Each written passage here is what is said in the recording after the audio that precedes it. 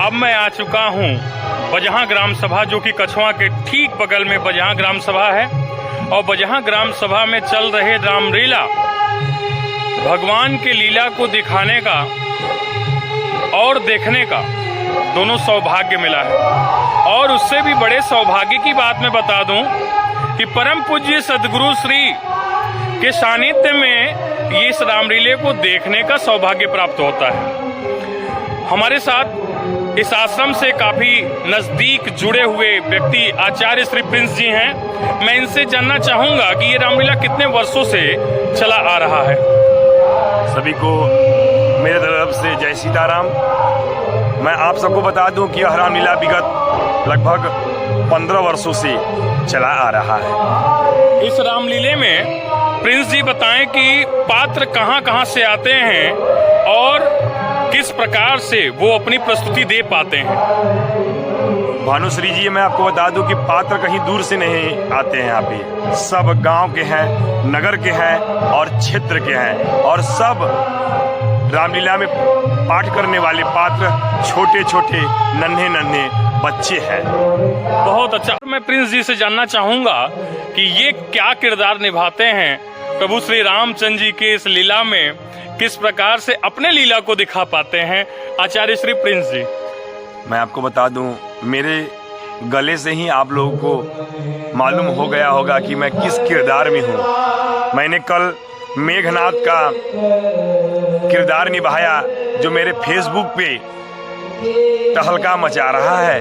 और कल मेरा पुनः पाठ मामा मारीच के दूध का होगा। और पुष्प वाटिका में मैं पुनः माली का पाठ करूंगा। बहुत अच्छा। ऐसे ही अब आगे कड़ी में मैं रामलीला का वीडियो इसमें ऐड करूंगा और छोटे छोटे क्लिप बना के मैं यहाँ के रामलीला को आप लोगों को भी दिखाने का प्रयास करूंगा। और इस रामलीला को जो भी देखें और अच्छा लगे तो उसे शेयर करें। नहीं अच्छा लगता है तो भी वाह वाह, अच्छा लगा तो भी वाह वाह। श्री राधे। इसलिए अधिक से अधिक लोगों को श्री रामलीला के इस मंचन में दर्शक के रूप में और अन्य अभिनेता के रूप में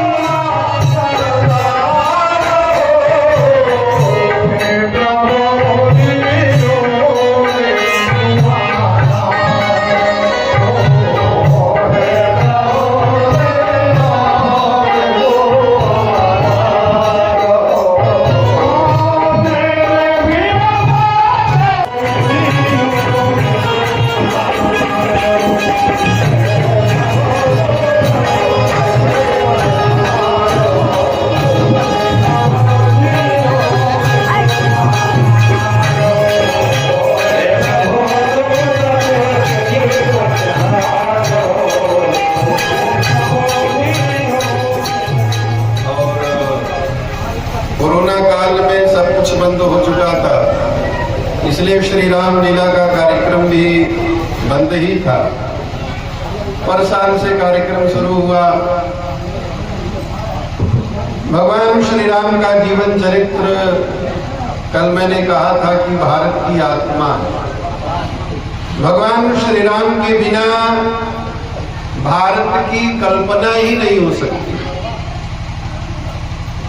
भारत माने भगवान श्री राम, भारत माने भगवान कृष्ण, भारत माने भगवान शंकर।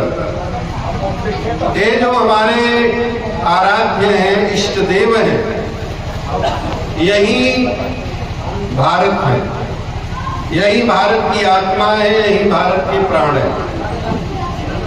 हमारा देश कई वर्षों तक गुलाम रहा और उस गुलामी के कारण हम लोगों का जो स्वाभिमान है, सिद्धांत है, वो थोड़ा कमजोर हो गया।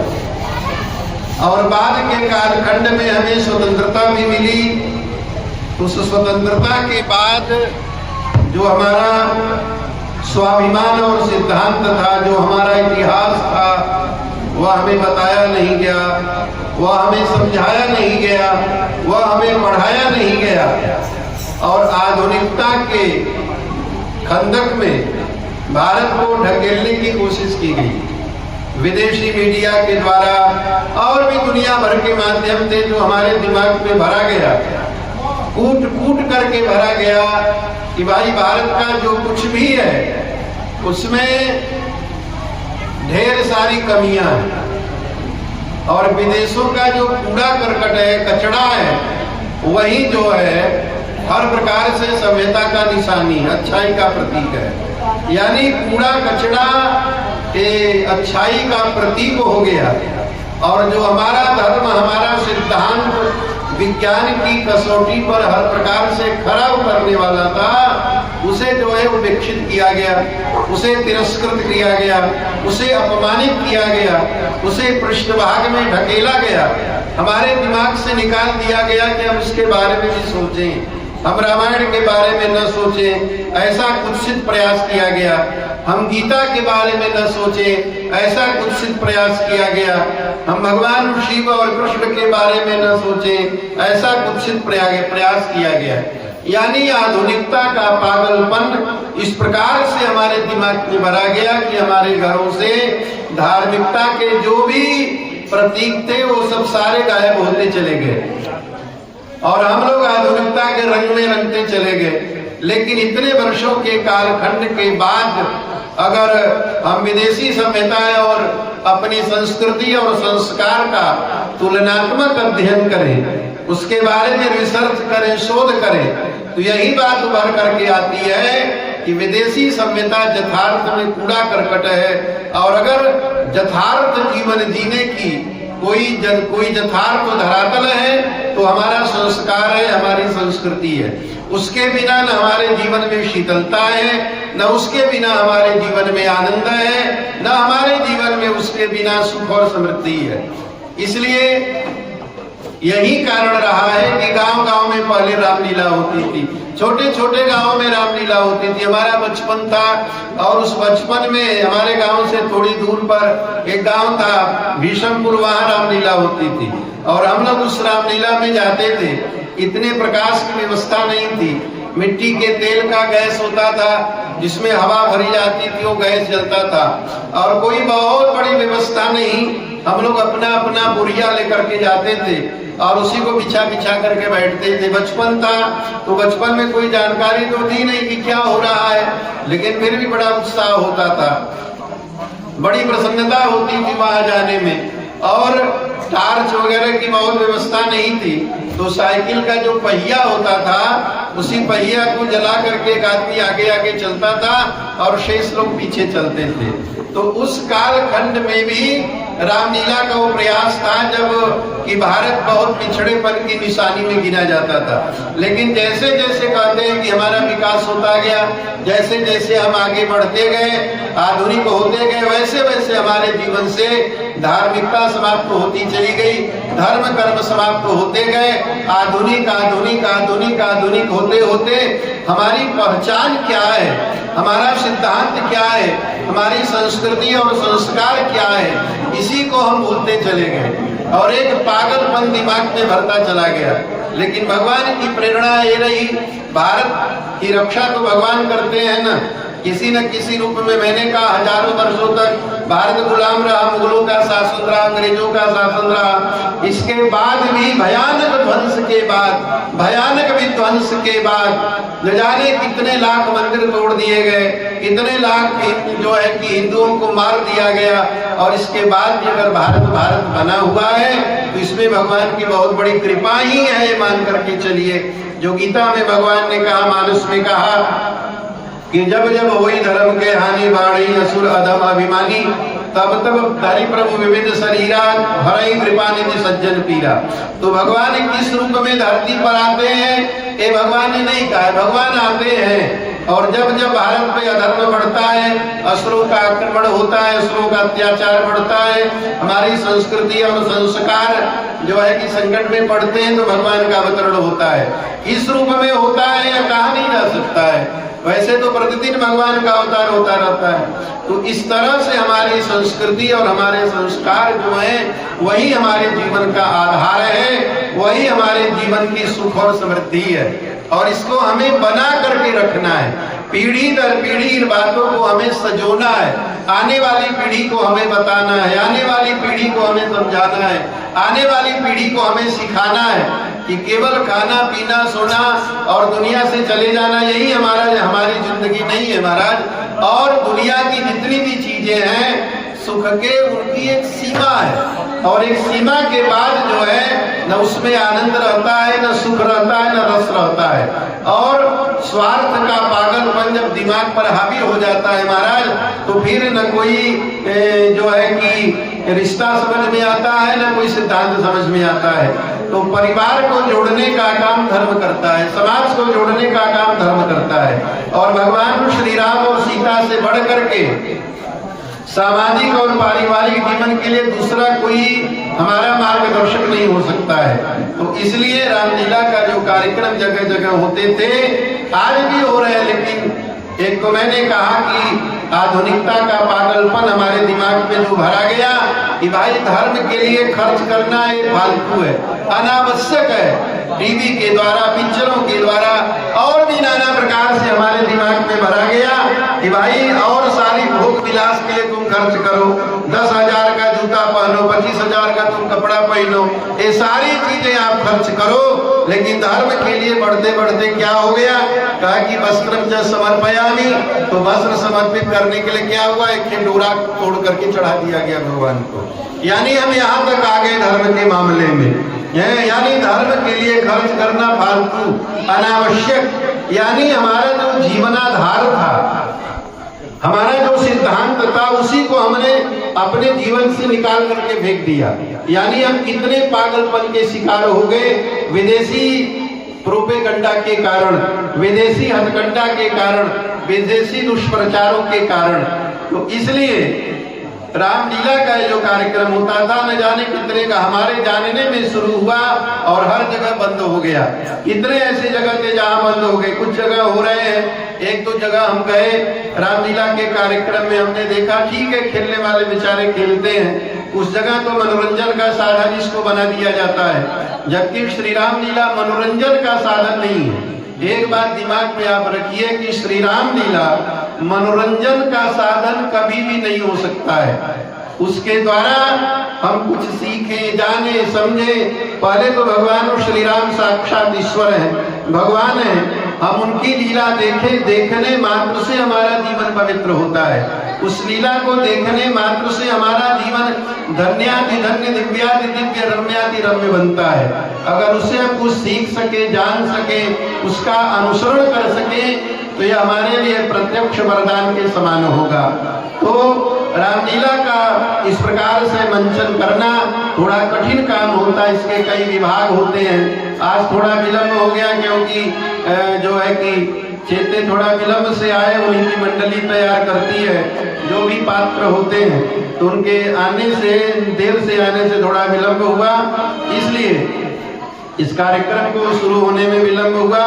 ज्यादा हम बात को आगे नहीं बढ़ाएंगे, लेकिन इस प्रकार के जो भी कार्यक्रम है उसमें उपस्थित होना चाहिए। आने वाली पीढ़ी का आप मार्गदर्शन करिए। मैं बार बार कह रहा हूँ, आपको इंजीनियर बनना हो इंजीनियर बनिए, डॉक्टर बनना हो डॉक्टर बनिए, वैज्ञानिक बनना हो वैज्ञानिक, जो भी आपको बनना हो, पढ़ाई लिखाई करनी हो करिए, लेकिन अपने संस्कार और संस्कृति को जीवंत रखिए।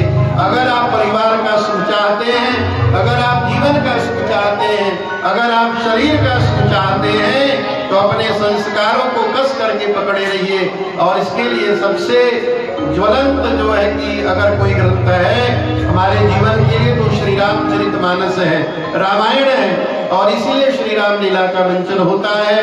तो जिन महानुभावों को हम आमंत्रित करते हैं उनका हम सम्मान करना चाहते हैं, क्योंकि समय बदलता गया है। मैंने बताया, लोग रामलीला से दूरी बढ़ाते चले गए हैं। मैं जहाँ जाता था, छोटे छोटे बच्चे उछलते रहते थे, कूदते रहते थे, दर्शकों का कहीं कोई अता पता नहीं रहता था, लेकिन बेचारे खेलने वाले अपना खेलते थे। हमारे दिमाग में आया कि कुछ लोगों को बुलाया जाए, आमंत्रित किया जाए, जिससे रामलीला की थोड़ी गंभीरता भी बनेगी और थोड़ा अच्छा संदेश भी जाएगा। इसी दृष्टिकोण के साथ में मैं लोगों का प्रतिदिन आह्वान करता हूँ। तो बस छोटा सा कार्यक्रम माल्यार्पण का है, स्वागत का है, और इसके बाद तुरंत श्री राम लीला प्रारंभ होगी। जय श्री राम।